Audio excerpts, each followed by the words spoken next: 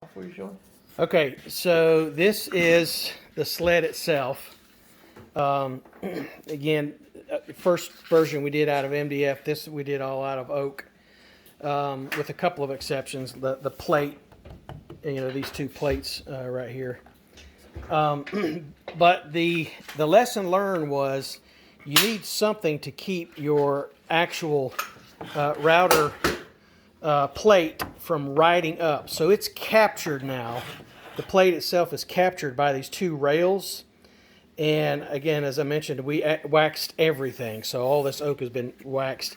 And you can see this thing just slides like a dream. I mean, it just, And the tolerance here is extremely tight. In fact, what I did was I used a piece of sandpaper, as a spacer. And I stuck the sandpaper in there and then had the rail tight to the sandpaper. So when I pulled the piece of sandpaper out, it's smooth, but there's really probably no more than a 30-second maybe of play there. So, it was worth spending a little bit of time for that stability. Lesson learned down here, you're going to throw a ton of chips. So having this open in the back so that the chips have somewhere to go, they can be kind of tossed down on the ground or whatever. We have never figured out a way to actually get a vacuum system that's worth a hoot, because there's just no easy way to mount it. So we usually end up just vacuuming by hand. This down here is a helpful thing too. So it's actually a plate that's movable that serves to kind of lock in the rail.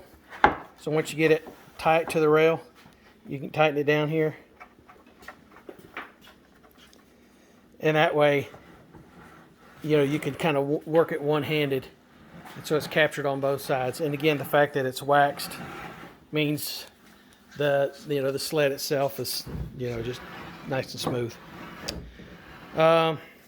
Anyway, as far as the measurements, I think this is maybe 2.5 stock, so a 1x3 probably, and all 1x material, and yeah, nothing super special other than taking the time to make sure that the measurements were nice and straight. And this was the most finicky part here, the spacing issue that I described a little bit earlier. All right. There she is.